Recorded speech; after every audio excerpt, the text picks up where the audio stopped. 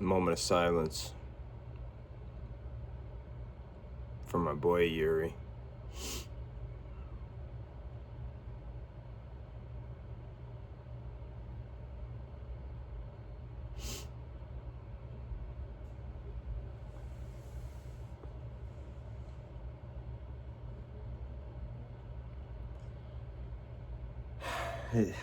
His leg was so early into the fight. Yeah, Carlos's leg was cooked. It was cooked. Jiri just, Jiri does Jiri things.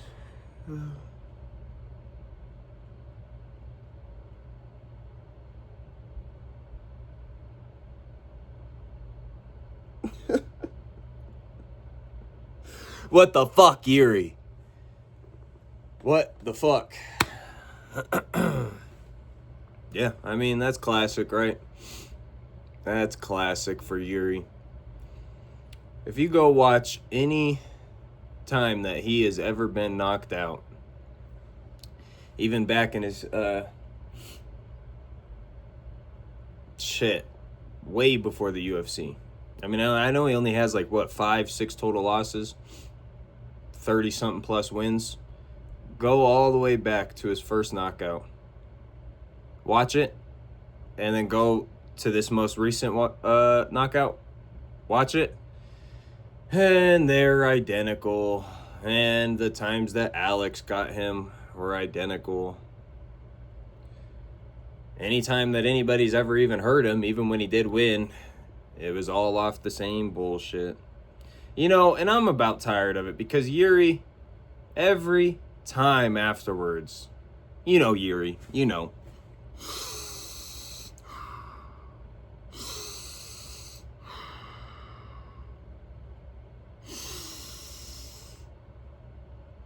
I will grow from this. I will go back to Forest and learn. I'll never make this mistake again. He says that every fucking time, man, and it's the same mistake. Dun-dun, dun-dun, dun-dun, dun. It's the same mistake, brother. It's the same one. And for the love of God Almighty, man, bro just can't figure it out. He just can't. Carlos was done. I mean, he even says it in an interview with somebody. I don't know who was interviewing him. Actually, wait. That's not what I meant. I know who was interviewing him. I didn't know what the platform was, but it was with Dustin Poirier and shit. But he told them that if he didn't get out of the first round, it would have been over. Because essentially, they would have got back to their corners and Jiri's coaches would have told them, stop being fucking dumb. His leg is cooked, bro. If you guys noticed John Jones' reaction after the fight, I mean, it's literally, he was looking at it like, damn, bro. He wasn't even impressed by the knockout. Why do I still have these fucking on? These were on because it was if you go to a funeral, you wear glasses that you don't want people to see you cry. Fuck, man. Jiri hurt me again, bro. Damn. But yeah, John wasn't even impressed by the KO. He was just like, wow, what a rookie. That's what he was thinking. And Jiri ain't a rookie, bro. 30 plus motherfucking wins.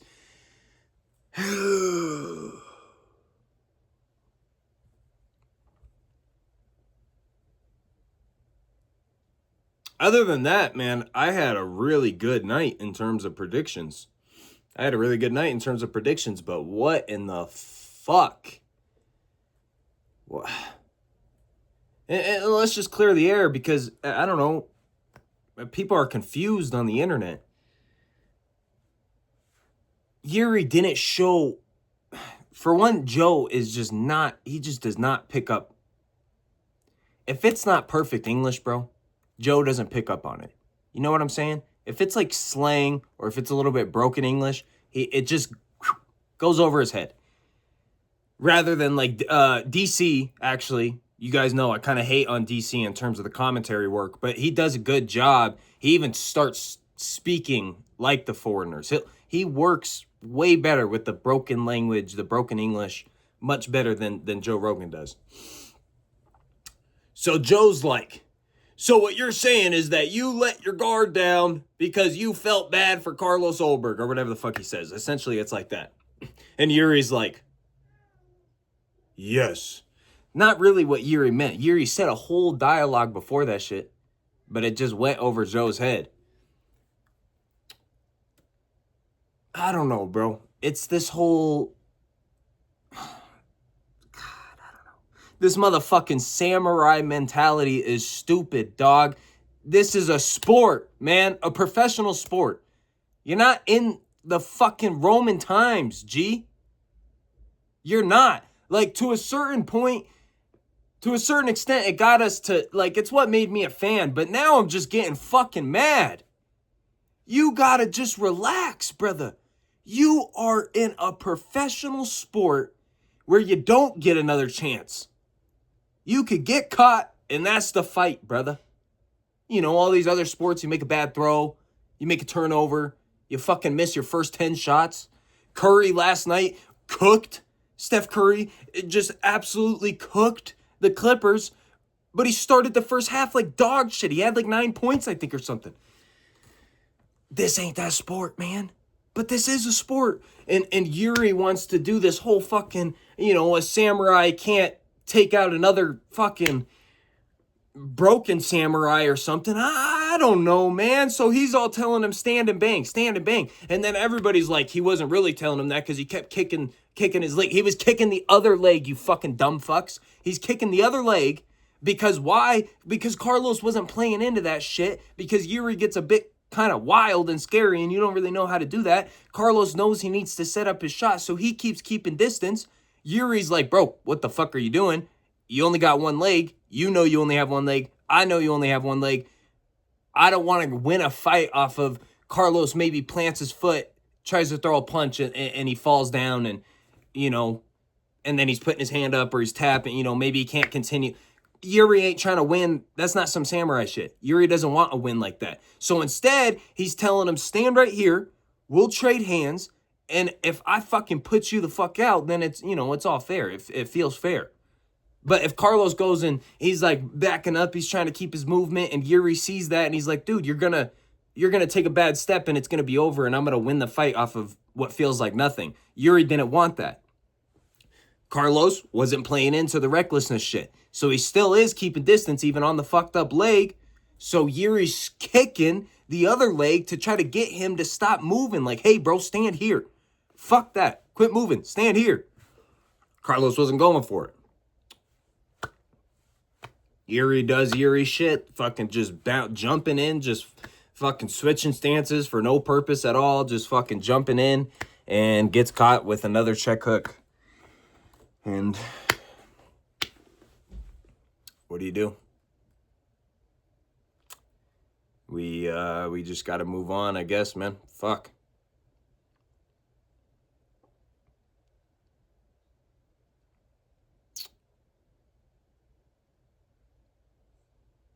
Yeah, it hurts. I'm not gonna lie, man. It hurts.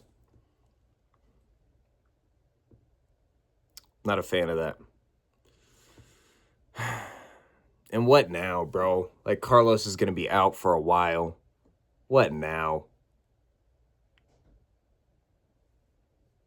What are we gonna do? Fucking Jiri versus Magomed or some shit for the vacant title or the interim or. Oh, Jiri just needed to get the win that was right there for him, man. Instead, he fucked everything all up.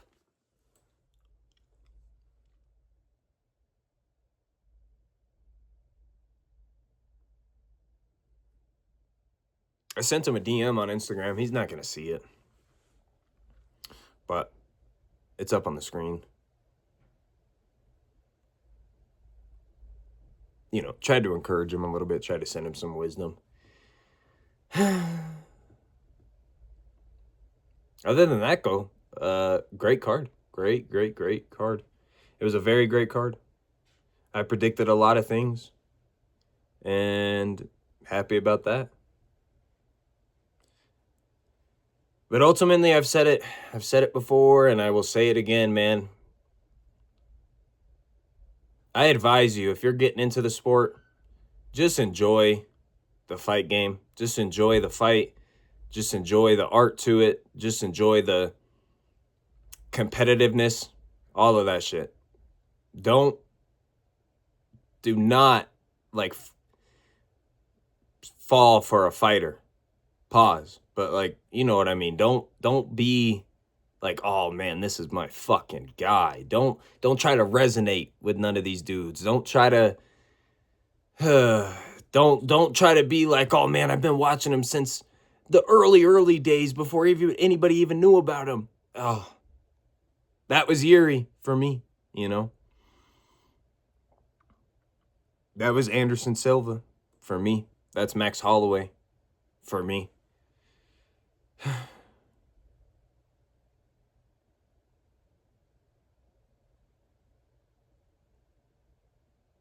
Frankie Edgar.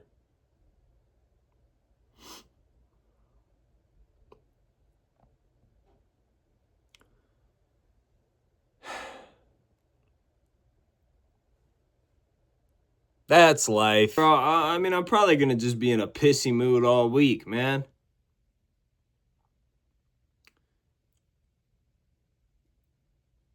It's fucking ridiculous. You know, my birthday was on Monday, too.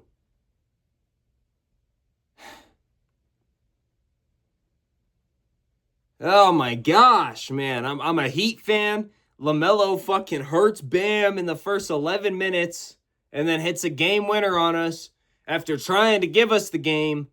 Golly. This is ridiculous. Jiri. I do have words for Jiri, bro. Just go finish the fucking fight, man. Bro, Joshua Vaughn, I don't know if it's Vaughn or Van, whatever the fuck. It's not like he got any, I mean, sure, if he goes and has a crazy knockout over Pantoja, does he maybe get a higher multiplier to all of his following? Sure. That motherfucker still blew up after getting the belt over Pantoja from catching a fucking head kick or whatever the fuck, a body kick, however it landed. Good God. Why did Pantoja, this is random, but why did he land like that, dog? How on earth as an athlete is that natural? I don't understand. How on earth is it natural to land like that, bro? I mean, that is just mind-boggling, and I'm not even a Pantoja fan, but what? Anyway, nobody would have cared, Jiri. That's my point. Nobody would have cared. You would have been the champ regardless, brother. But here we are. Anyway, moving on to the rest of the card, man. I feel like I did really well. I'm watching the fights back. Again, I've already watched a lot of them again because, like, Paulo Costa, sick performance. Obviously,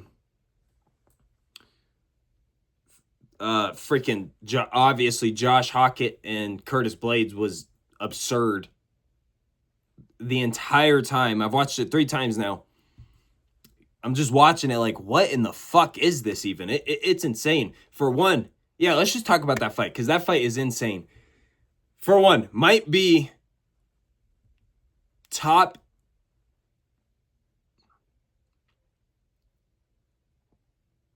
2 or 3 greatest UFC heavyweight fights I've ever seen in my life. The reason I say UFC is because it's hard to compare like old Pride to UFC. I mean, they were kicking each other in the balls and shit, right? I mean, stomping each other's heads out. So I'm sure there's a heavyweight fight back then that's like insane. That it's just not off the top of my head, but from what I'm thinking of, everything that's running through right now,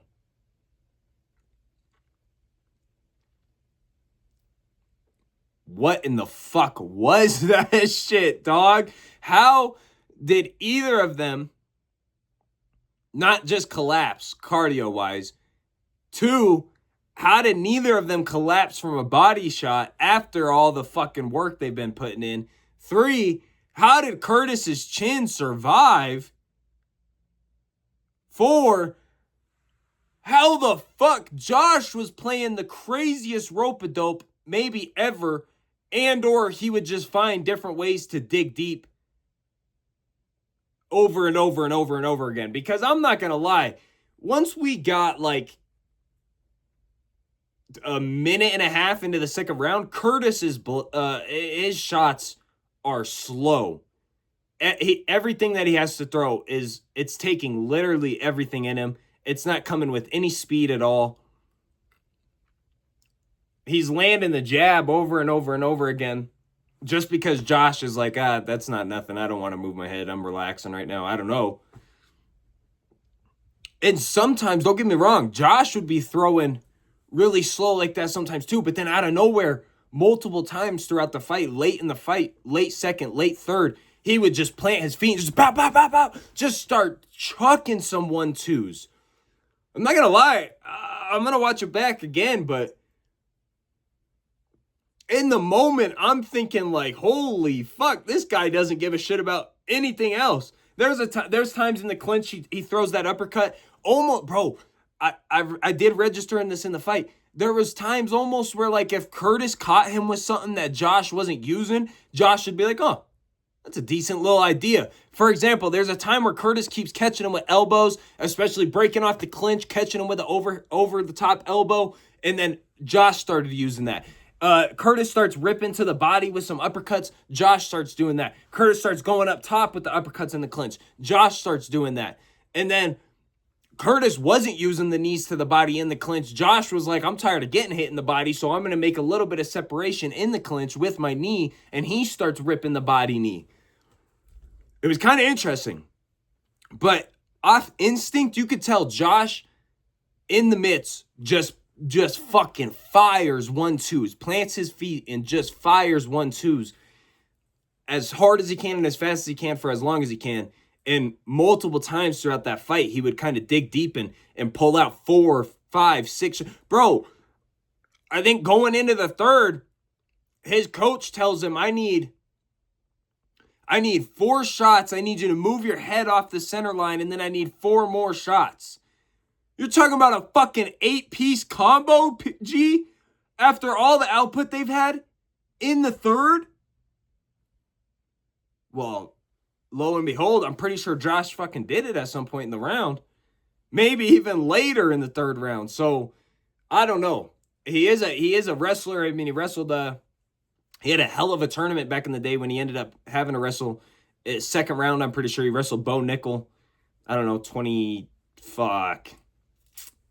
maybe 17, maybe, I don't know. Back in the D1 National College Championship in the tournament, he wrestled him round 2. But he did have a hell of a tournament, and I believe was an All-American. But Bo was just different level wrestler.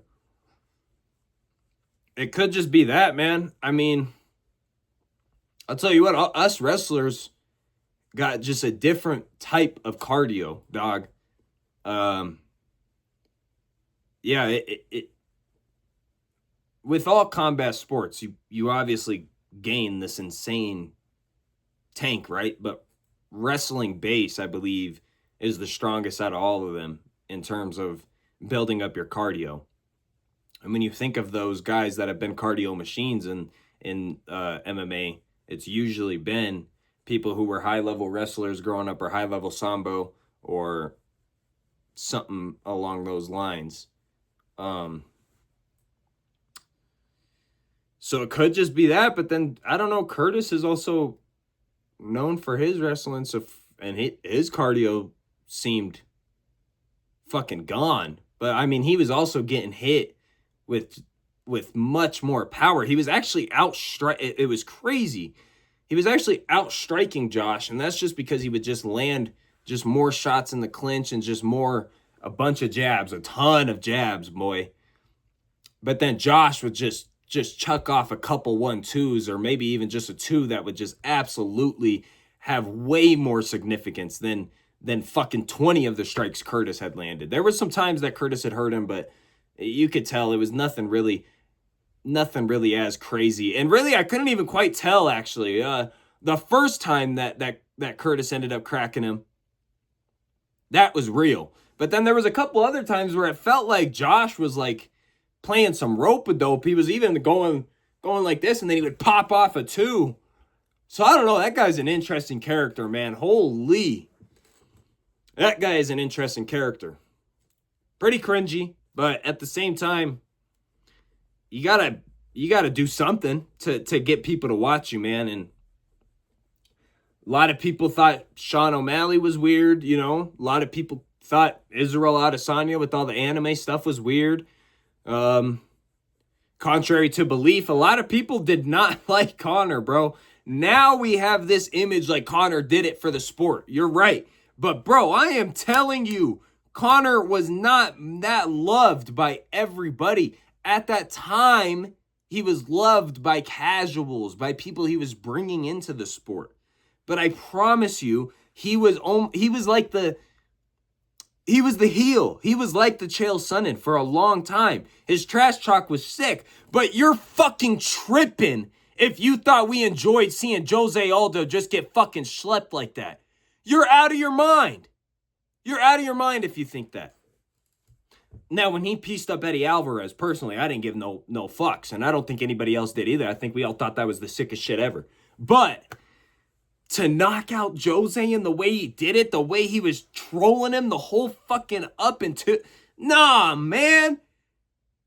Sure, we would laugh. We'd be like, that's pretty funny. But you better fucking believe we were like, Jose's gonna fucking humiliate this guy, and then, you know, the rest is history. So yeah, you got to do something. And Josh is interesting. He's interesting. He brings people's attention to him for sure. He's a little bit out of pocket, which I think people like. People like Sean Strickland because he gets out of pocket sometimes. People like Hamzat when he's screaming, you know, I kill everybody and all that shit. Colby was going to get cut from the UFC until he started acting, you know, kind of cringy. So it is what it is. Henry Cejudo, say what you want. Cringe King gave himself the nickname. And you go check his pay-per-view numbers. Bro made money.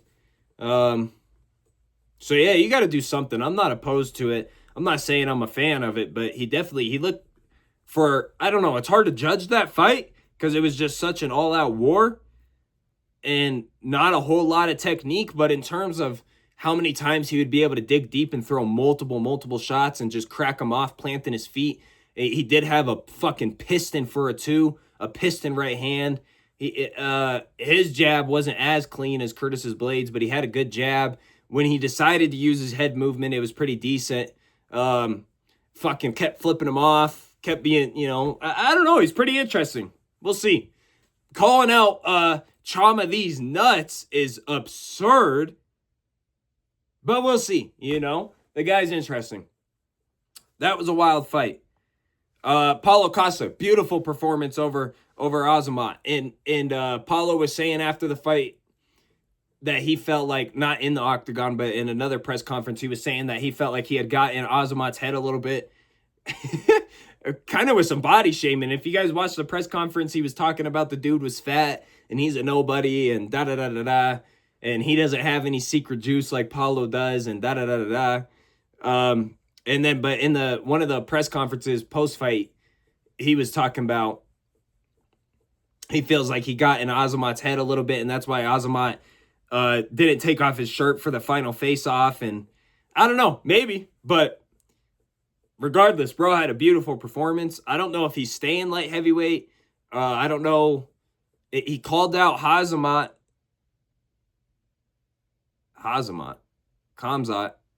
I don't know, whatever the fuck. He called out Chimaev, who's obviously the middleweight champ. So I don't know.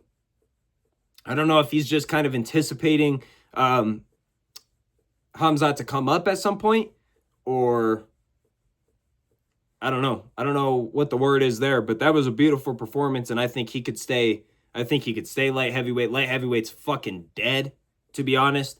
Matter of fact, fuck it. Bro, I obviously love Jiri, but what the fuck?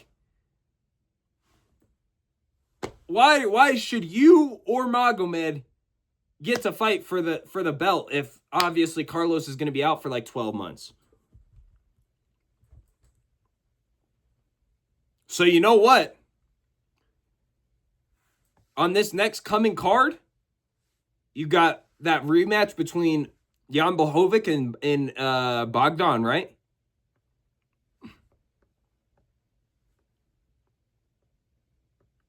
Or no?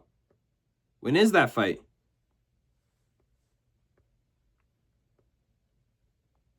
What? I'm not... I know that... I know Jan Blachowicz and Bogdan have that rematch because they had a draw the first time. And those are the... I mean, shit, bro. If you go look at the rankings, those are probably... I mean, I don't know the rankings off the top of my head, but I'm just guessing. Those are probably the next two closest in terms of light heavyweight. Why would you go Magomed? Why would you go Jiri? Right? Why would you go Dominic Reyes after him and Johnny Walker were boring as shit?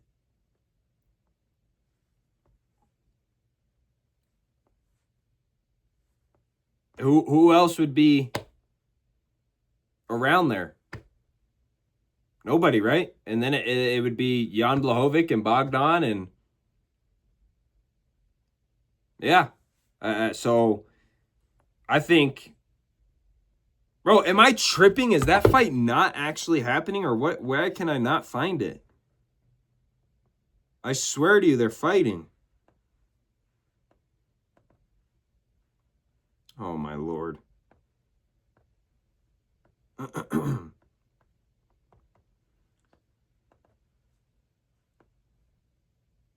Yeah, they are fighting at UFC 328. Okay, what's that card? Oh, that's fucking Khamzat and Strickland. Okay, I see. All right, so on the night of Khamzat and Strickland, you get Jan Blachowicz and Bogdan, their rematch. They had a very, very close fight. Very close fight the first time. And yeah, I don't know the rankings off the top of my head, but I guarantee you they're somewhere in the picture. I bet you Bogdan is maybe 7 or 6, and Jan is maybe 5 or 4. I don't know. Jiri, because then it would be Alex still champ, but then he just gave it up, but it's still going to show it as him, and then it would be 1 would be Jiri, and 2 probably Magomed or Carlos, and 3 Carlos or Magomed, and then 4 probably Jan, and then 5 probably Bogdan, 6 Dominic or Johnny, 7 Dominic or Johnny. Yeah, so I mean, and then Paulo just got in that picture over a guy who was in there also probably at the 7 or 6 or 8 spot. So fuck it. I don't like Bogdan. I don't like him. I just don't, I don't know, I guess. Does he have could he get a big following? Could he be the premier, of a heavyweight championship fight or a light heavyweight championship fight? I don't know. Jan Blachowicz at 44 or whatever he is, 43, definitely could. He's been a fan favorite for a long time. People like him. I think if Jan gets a big win over Bogdan, he did drop Bogdan in their first fight. So if he gets to finish this fight, shit, why not him and Paulo? Why not? Light heavyweight is dead, man. Why not? I don't know. Just my thoughts off the top of the noggin, brother. But I got that Paulo Costa fight right. And I did get, obviously, Curtis and Josh wrong. Yeah. But not really. I mean, I did say anything was possible, but that's not what I thought was possible. But it was looking like it was going to be that way. You know, Josh caught Curtis early on. Yeah, I don't know. I ended up getting that one wrong. And then Dominic Reyes and Johnny Walker, I didn't really give a fuck. I don't know. I can't even remember who I picked, but man, what a dud of a fight, huh? Psh, fucking lame. One of those two guys should have knocked the other one out. I mean, no ifs, ands, or but about it, but whatever. Cub, we got that right. Woo-wee. I'm not going to lie to you guys, man. I didn't know that was his retirement fight, though. Man, he didn't look like he needed to retire. What a beautiful performance, though. Early first-round knockout, looked freaking crisp. Didn't give a piss about Nate Landwehr. Just stood in front of him, hands down, bouncing around. Fucking centered him off. Bow! Cracked him with a right hand. Oh my gosh. And then Nate tried wrestling the ref, and that was that. Cub with another walk-off KO. He has a lot of those in his long career. Bro's been fighting since 2004 or 6 or something like that. I mean, I was like 5 or 6 years old or something, bro. When this dude was a professional fighter, and he went out there 2026, April 11th, knocks someone out in round 1, puts his gloves down.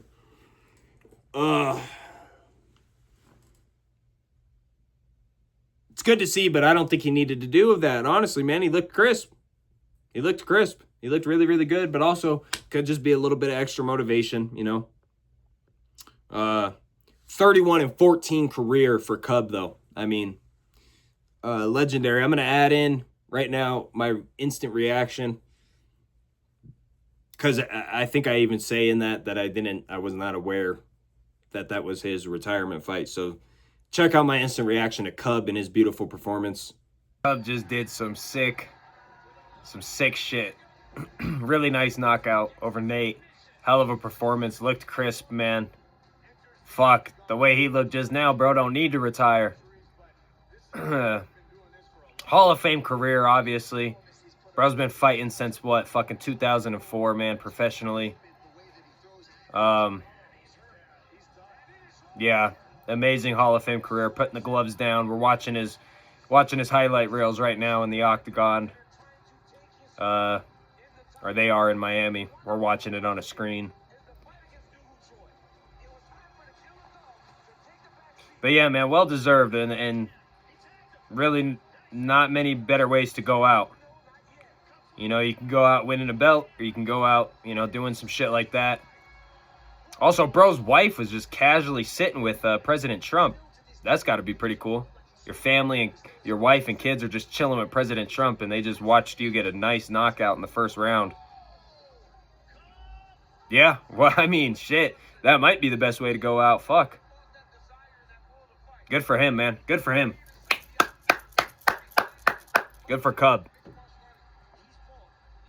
We got that one right as well. Oh, I was wrong. I'm going to add that in right now as well, too. I was wrong about Aaron Pico. That motherfucker looked good. Yeah, he had really crisp striking. He looked good. He looked like what everybody was expecting him to possibly be coming into the UFC. I had said it in my video. I did not think he was capable of that. I thought all of that shit was fugazi, but I was wrong. Yeah, I was wrong. Pico looked good. Aaron Pico looked good. I suppose I can see maybe what people were talking about and why he got brought into the UFC from Bellator, but I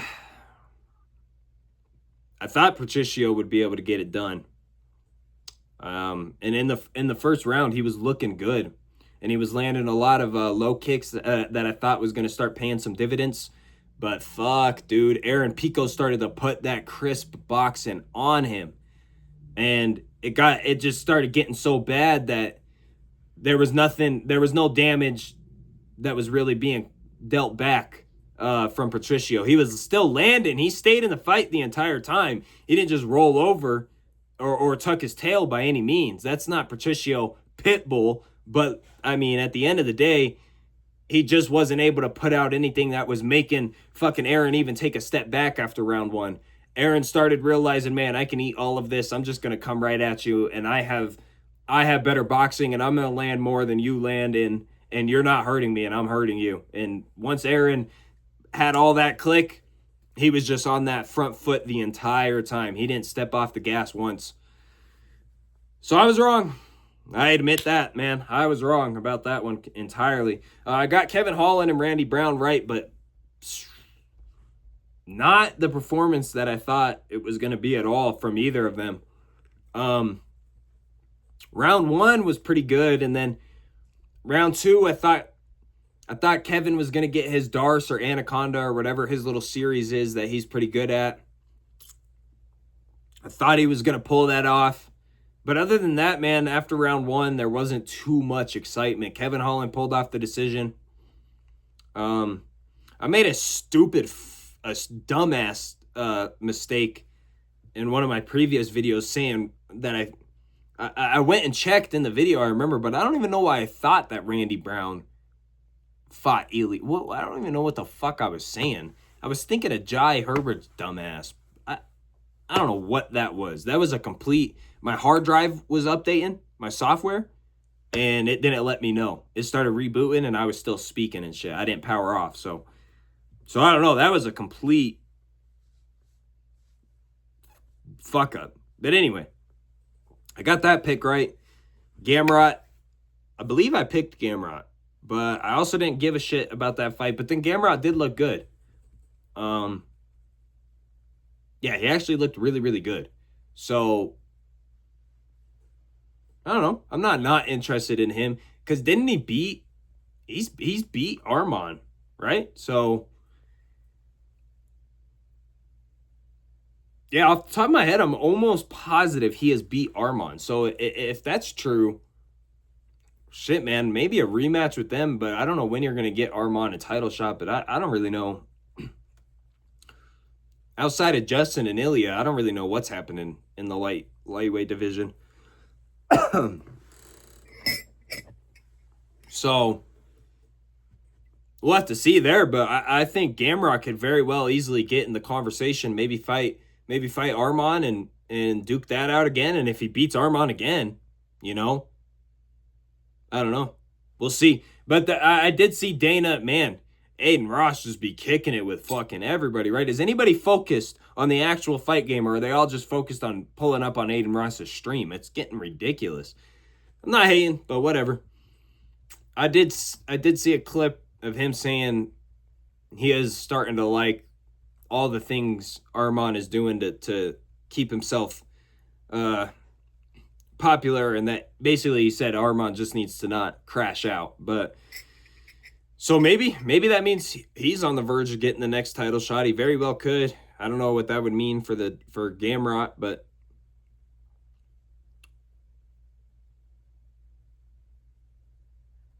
I don't know what Max is doing.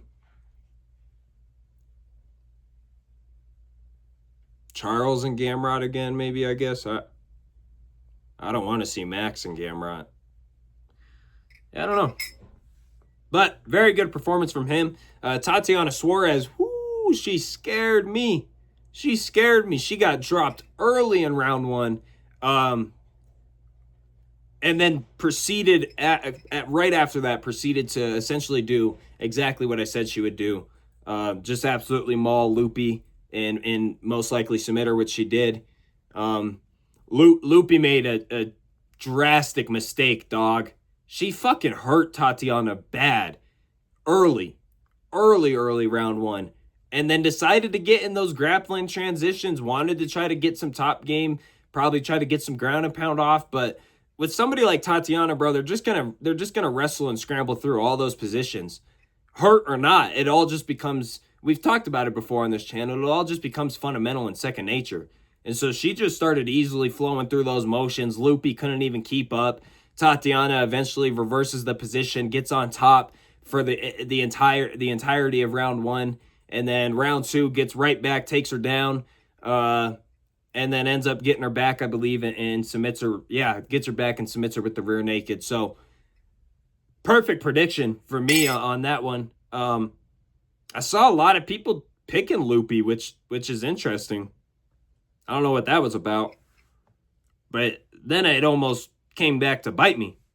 So that scared me a little bit. Really good card, though. I'm not even going to lie, man. It was a really good card.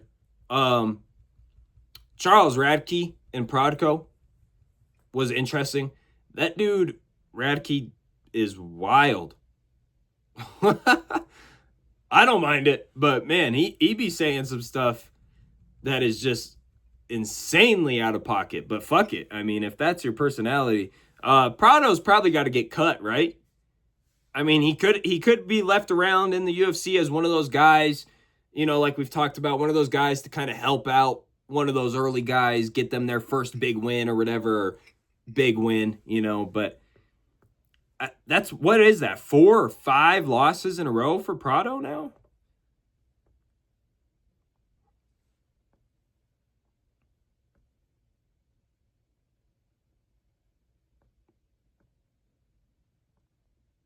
Yeah, shit, man. It's not looking good for him. Not looking good for him at all. Still not a bad record, but geez. In the UFC, an awful record. Only 1 win, 5 losses. So, I mean, or maybe 6 losses, whatever. But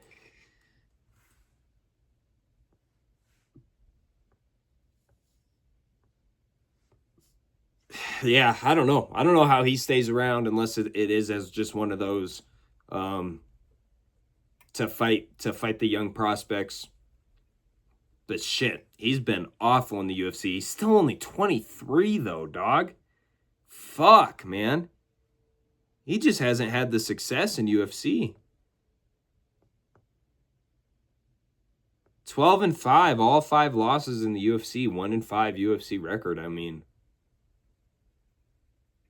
yeah, I don't know. That's not no bueno. No bueno at all. But that was a good fight to start off the card. That was a good fight. That was a scrap.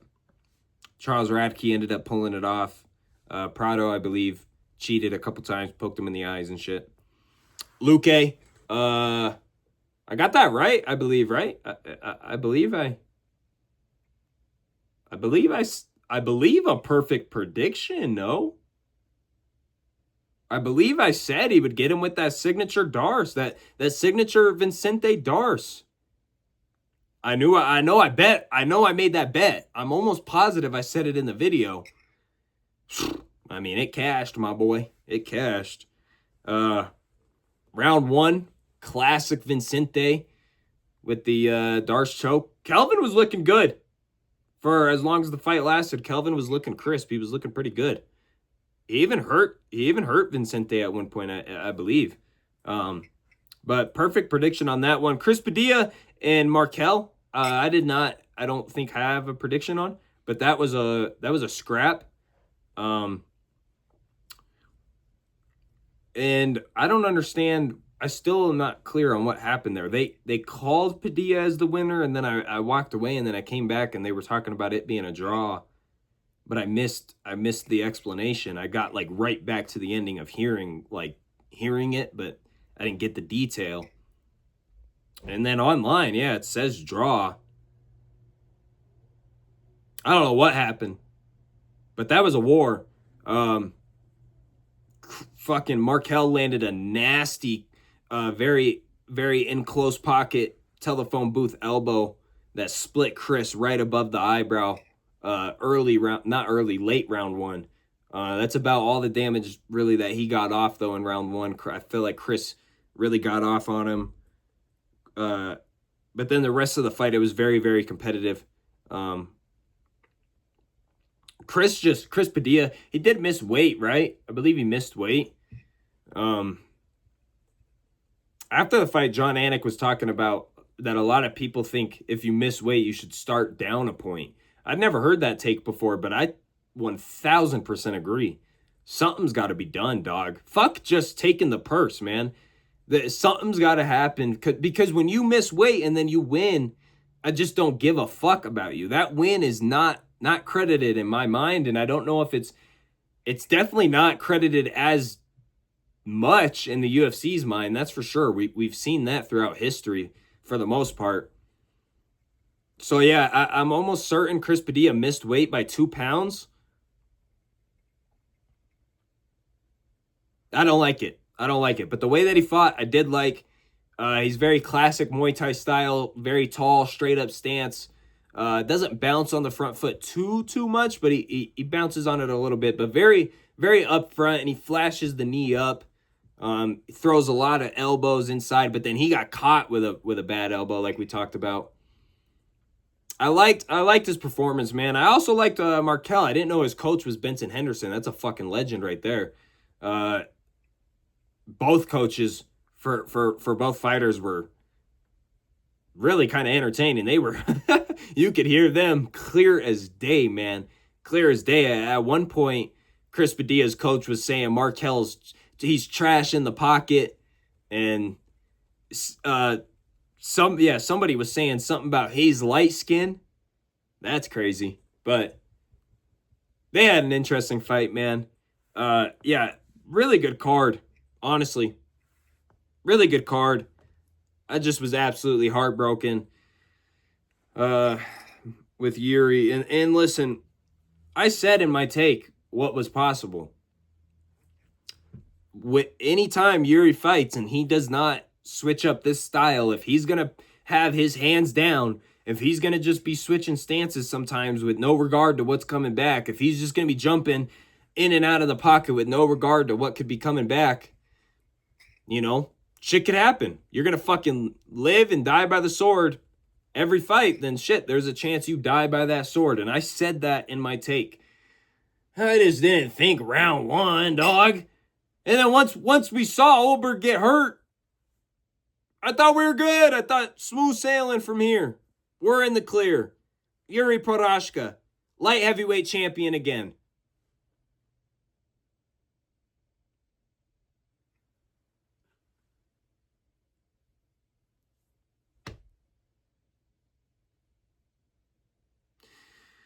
It just doesn't sit right, dog. It just doesn't sit right. But that's that. Overall, man, I did fucking great. If you guys are listening to me at all, man, I'm doing pretty damn well every fucking card, dog. I know the fight game. We don't just make dumb picks. We make sophisticated picks. Peace.